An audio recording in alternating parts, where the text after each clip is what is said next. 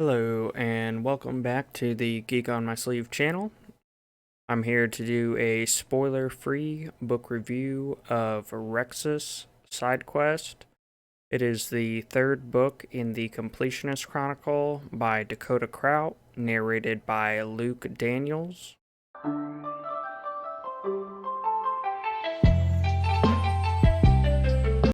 So for me, there was a bit of a disconnect when I changed narrators, but Luke Daniels does a phenomenal job and is a narrator for continuing on for the series. I think we're up to book 5 at this point.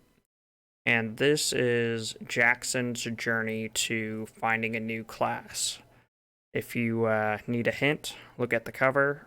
And if you've read book 2, Jackson is the monk or the chiropractor, and he has a negative modifier for his charisma stat, which throughout this book is portrayed very well.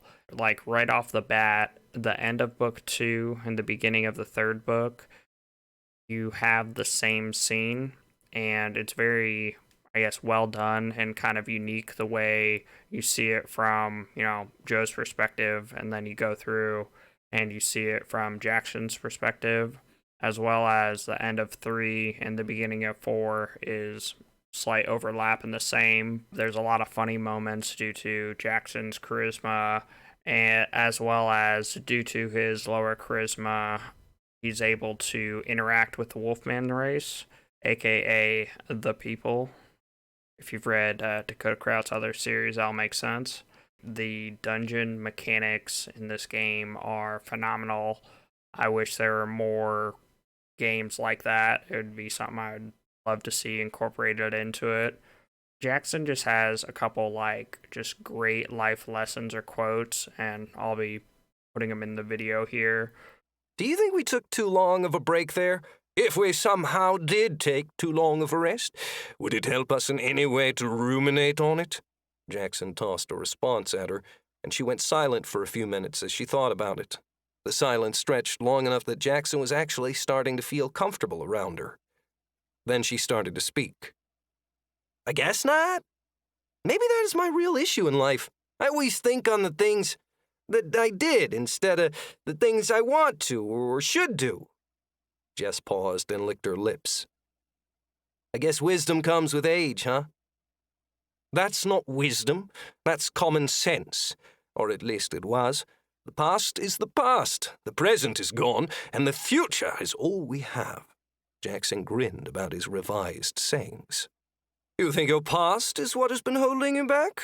Or would you like it to be what is holding you back, so that you have an excuse not to try? You're bringing me on! Yes, but before that you were planning to settle into a guild you didn't like, doing things you didn't like with people that are pretty unlikable. Again, you have a talent that many people don't have, but you seem like you'd rather not even try. What can I do to help you? Here or in real life, there will always be someone willing to take a stand for you, even if you don't believe it. Ruminating on your past doesn't do you any good. It's just an excuse. And I really, wish more people understood this and could apply it to their day-to-day life, because what's the other random quote I always hear and say? A smart man learns from his mistakes. A wise man learns from other people's mistakes. And essentially, that's the only use of the past, is as examples, as motivation, as, just ways to help you go towards the future. I don't hate you. A lot of people seem to think I have the time and energy for that. Nope. I either like you or don't think about you at all. Why would I give someone else power over me like that? Nah. And this one really hit home for me because I've always said something kind of similar, where I'm like, you're not my wife and you don't pay my bills, so I really don't have to care what you think. And that's just something that I see a lot of people who get very emotional and everything is like a personal attack to them, which kind of circles back to the whole insight and examples into the low charisma stat and how it in this book it affects the gameplay. Makes for a lot of funny moments, but I almost feel as if I have some of these moments or some of these things or similar experiences.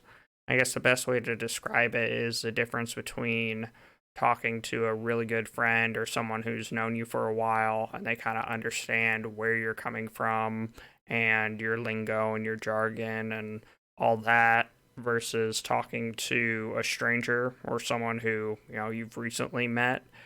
Oftentimes I have more of a, I guess, fantasy lit RPG video game vocabulary, and some of the things I say make sense to me because I know where I'm coming from, but I'll have to explain it to them anyway. So I feel like that's just another like the book does well expressing how the stats and the game mechanics affects the world and how due to Jackson's development, and it's really well done.